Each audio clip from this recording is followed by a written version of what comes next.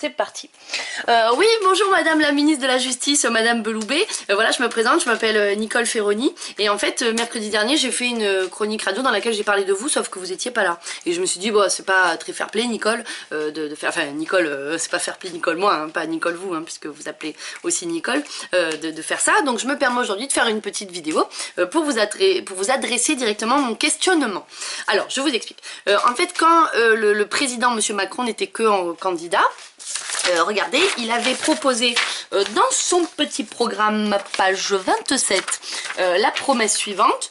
Il avait fait cette promesse suivante: interdiction pour tous les détenteurs d'un casier judiciaire niveau B2 de se présenter à une élection. Donc il fallait avoir un casier judiciaire vierge pour se présenter à une élection.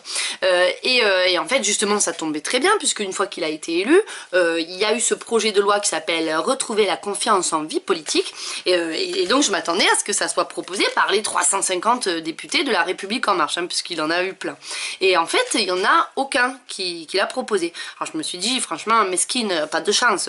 Le pauvre président, de ces 350 députés, il n'y en a aucun qui a lu son programme. Peu cher. Et je me suis dit, bah, c'est pas grave, parce qu'au pire, il pourra toujours compter sur les gens qu'il a choisis, lui, à savoir les ministres, pour porter justement une de ses promesses. Et donc je m'attendais à ce qu'en tant que ministre de la Justice, ben, vous portiez cette promesse. Et donc j'ai regardé les débats au mois de juillet sur la confiance en vie politique, et en fait non seulement j'ai vu que vous ne le proposiez pas, mais j'ai surtout vu que quand un député faisait cette proposition là du casier judiciaire vierge, et ben vous vous opposiez au motif de inconstitutionnalité, c'est-à-dire que le casier judiciaire vierge serait inconstitutionnel, il ne rentrerait pas dans la Constitution, il pourrait être rejeté par le Conseil constitutionnel. Alors c'est-à-dire, qu'est-ce que ça veut dire? Et bien tout simplement c'est que les lois, avant d'être lois, elles doivent être considérées comme légales, et ça c'est 9 personnes, 9 ça fait tout ça, qui sont en rond autour d'une table et qui décident si la loi elle est légale ou pas, et ça s'appelle le Conseil constitutionnel. Entre guillemets, c'est comme les gardiens de la loi, c'est eux qui décident si une loi elle passe ou elle passe pas, soit ils l'arrêtent, soit ils la laissent passer.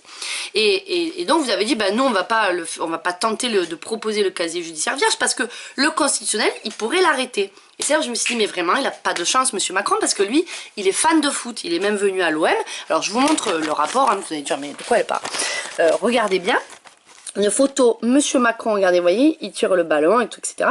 Et là, c'est qui ça, Madame la ministre de la Justice? C'est le gardien de foot. C'est comme le Conseil constitutionnel, c'est lui qui garde le fait qu'un ballon puisse passer ou pas là dans la cage. Mais sauf que au foot, comment vous dire, c'est pas parce que il y a un gardien qui peut arrêter le ballon qu'on va pas tirer le ballon. Et vous, je me dis, bah, vous pourriez faire pareil. C'est pas parce que votre loi vous dit oui, mais les gardiens ils peuvent l'arrêter que vous n'avez pas tenté de la faire passer, parce que sinon vous mettrez jamais de but. Et c'est un petit peu d'ailleurs ce qui s'est passé. Enfin, vous avez fait une loi que c'est un but mou, un but sur la ligne. Puisqu'au lieu de proposer un casier judiciaire vierge, vous avez proposé, on va dire, des peines d'inéligibilité. Vous avez dit, mais non, mais c'est pareil, c'est-à-dire qu'au lieu de dire que le mec, il a rien fait, on va mettre une liste de toutes les choses que s'il est fait, il pourra pas être éligible. Sauf que moi, la liste, je suis allée la voir, et parmi les articles proposés, petite question, je vous montre. Regardez bien, vous voyez ça, oh là là, c'est pas facile à lire comme ça, un écran sur un écran. Voilà, ça c'est les peines d'inéligibilité, c'est écrit là. Et à cet alinéa-là, il est prévu, voilà, notamment qu'on soit inéligible pour les délits prévus aux articles 1741, nanana, bref, au Code général des impôts, lorsqu'ils sont commis en bande organisée. C'est-à-dire, entre guillemets, la fraude fiscale peut vous rendre inéligible si vous la faites en groupe. Et ça, je me suis dit, mais c'est un peu stupide, c'est-à-dire que si tu l'as fait seul, tu n'es pas inéligible. Je me suis dit, il faut vite le dire à la ministre de la Justice. Et justement, ça tombait bien parce qu'il y avait une députée qui vous avait posé cette question, ou qui avait, voilà, qui se demandait pourquoi. Donc là, je vous montre la petite vidéo. Il s'agit de Madame Wiśniewski. Wiśniewski, alors vous allez voir, elle est trop choupinou, elle est très rigolote quand elle parle. J'appelle maintenant l'amendement 632, voilà. Toujours représenté par Madame Wiśniewski. Je sais pas si on entend bien. Alors Madame Wiśniewski, toujours on dirait qu'elle s'excuse quand elle parle. Vous allez voir comme elle est mimi. Alors bon, c'est un peu le bordel à l'Assemblée nationale. Hein. Effectivement, voilà. Je ne l'ai pas fait, j'irai très vite. Il s'agit pour nous de supprimer la condition de bande organisée trop restrictive s'agissant des délits de fraude fiscale. Je ne comprends pas pourquoi, nous ne comprenons pas pourquoi cette circonstance de commission en bande organisée a été prévue. Elle est beaucoup trop restrictive et ne permettra pas beaucoup d'incrimination, croyez-en mon expérience. Voilà, alors Merci, Madame Wiśniewski. voilà, donc Madame Wiśniewski, elle explique logiquement que c'est un peu stupide de ne rendre inéligible que les gens qui feraient de la fraude fiscale en bande organisée. Et donc voici votre réponse, Madame la ministre de la Justice. Pour l'amendement 632 déposé par Madame Wiśniewski et qui propose la suppression des fraudes fiscales commises en bande organisée, nous sollicitons le retrait de cet amendement car il nous semble que le dispositif proposé ne correspond pas à notre objectif commun. Pour l'amendement 629. Et voilà, c'était donc votre réponse. Il semble que le dispositif proposé ne correspond pas à l'objectif commun. Alors là, du coup, je me suis posé la question.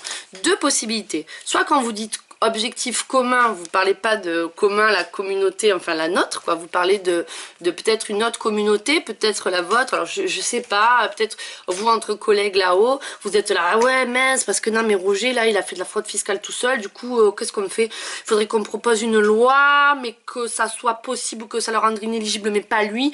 Ouais, ben je sais pas, il a fraude fiscale, il a fait comment? Ben il l'a fait en groupe ou il l'a fait plutôt tout seul?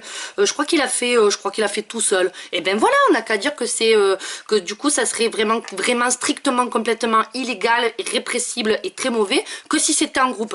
Trop bonne idée, Janine. Alors soit peut-être c'est ça, auquel cas, enfin en tout cas ça donne cette impression. Quel cas c'est pas très bien. Deuxième possibilité, soit vraiment quand vous dites objectif commun, c'est un objectif pour la communauté que nous sommes, et ce que vous voulez nous apprendre, c'est que lorsqu'on fait les choses par soi-même, c'est-à-dire une fraude fiscale tout seul, c'est plus positif que si on fait une fraude fiscale en groupe. C'est-à-dire vous voulez dire, bah non, que si jamais vous faites des fraudes fiscales, et ben vous recopiez pas sur vos voisins, vous la faites par vous-même, vous apprenez vous-même votre propre compétence de fraudeur si vous voulez devenir député. Et du coup, si c'est cette deuxième possibilité, je me posais la question, est-ce que Madame la ministre, du coup ce qui est valable là pour la fraude fiscale, c'est aussi valable pour toutes les autres infractions, délits ou crimes, je sais pas, à savoir que si on les fait tout seul, on est moins puni par la loi que si on les fait à plusieurs. C'est-à-dire, genre si par exemple moi je fais un excès de vitesse mais toute seule dans ma voiture, est-ce que au lieu de payer 90 €, je peux payer juste 80? Voilà, c'était ma question. Allez, j'attends votre réponse. Bisous.